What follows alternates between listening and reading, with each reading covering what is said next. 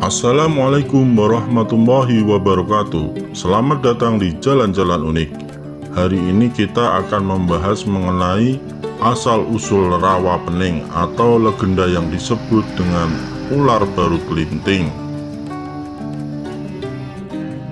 Namun sebelum melanjutkan kisah ini, silahkan Anda subscribe dan tekan tombol loncengnya agar kalian mendapatkan info terbaru dari channel Jalan-Jalan Unik. Kisah ini dikutip dari sindonews.com. Inilah ceritanya.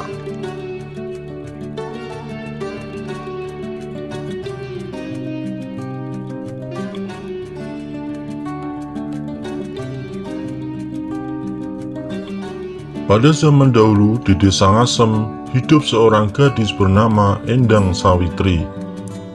Penduduk desa tak seorang pun yang tahu kalau Endang Sawitri punya seorang suami, namun ia hamil. Tak lama kemudian ia melahirkan dan sangat mengejutkan penduduk karena yang dilahirkan bukan seorang bayi, melainkan seekor naga. Anehnya, naga itu bisa berbicara seperti halnya manusia. Naga itu diberi nama Baru Kelinting. Di usia remaja, Baru Kelinting bertanya kepada ibunya, "Bu, apakah saya ini juga mempunyai ayah? Siapa ayah saya sebenarnya?" Kemudian ibu menjawab, "Ayahmu seorang raja yang saat ini sedang bertapa di gua lereng Gunung Telomoyo.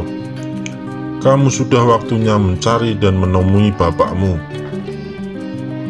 Saya izinkan kamu ke sana dan bawalah kelintingan ini sebagai bukti peninggalan ayahmu dulu." Dengan senang hati, Baru Kelinting berangkat ke pertapaan Ki Hajar Salokantoro sang ayahnya. Sampai di pertapaan, Baru Kelinting masuk ke gua dengan hormat di depan Ki Hajar dan bertanya, "Apakah ini benar tempat pertapaan Ki Hajar Salokantoro?" Kemudian Ki Hajar menjawab, "Ya benar, saya Ki Hajar Salokantoro." Dengan sembah sujud di hadapan Ki Hajar, Baru Kelinting mengatakan, "Berarti Ki Hajar adalah orang tuaku yang sudah lama aku cari-cari. Aku anak dari Endang Sawitri dari desa Ngasem, dan ini kelintingan yang konon kata ibu adalah peninggalan Ki Hajar." "Ya benar, dengan bukti kelintingan itu," kata Ki Hajar. "Namun aku perlu bukti satu lagi. Kalau memang kamu anakku, coba kamu melingkari Gunung Telomoyo ini. Kalau bisa, kamu benar-benar anakku." Ternyata Baru Kelinting bisa melingkarinya, dan Ki Hajar mengakui kalau ia benar anaknya. Ki Hajar kemudian memerintahkan Baru Kelinting untuk bertapa di dalam hutan lereng gunung. Suatu hari, penduduk desa Patok mau mengadakan pesta sedekah bumi setelah panen usai. Mereka akan mengadakan pertunjukan berbagai macam tarian.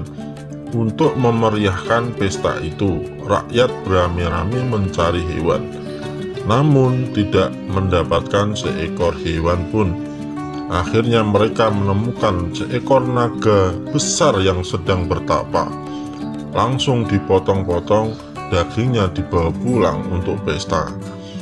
Dalam acara pesta itu, datanglah seorang anak jelmaan Baru Kelinting ikut dalam keramaian itu dan ingin menikmati hidangan.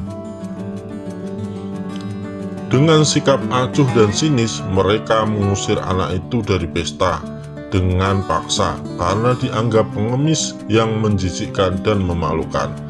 Dengan sakit hati, anak itu pergi meninggalkan pesta. Ia bertemu dengan seorang nenek janda tua yang baik hati. Diajaknya mampir ke rumahnya. Janda tua itu memperlakukan anak seperti tamu, dihormati dan disiapkan hidangan. Di rumah janda tua, anak berpesan, "Nek, kalau terdengar suara gemuruh, nenek harus siapkan lesung agar selamat." Nenek menuruti saran anak itu. Sesaat kemudian anak itu kembali ke pesta mencoba ikut dan meminta hidangan dalam pesta yang diadakan oleh penduduk desa. Namun warga tetap tidak menerima anak itu, bahkan ditendang agar pergi dari tempat pesta itu. Dengan kemarahan hati, anak itu mengadakan sayembara. Kemudian ia menancapkan lidi ke tanah. Siapa penduduk desa ini yang bisa mencabutnya? Tak satupun warga desa yang mampu mencabut lidi itu. Akhirnya anak itu sendiri yang mencabutnya.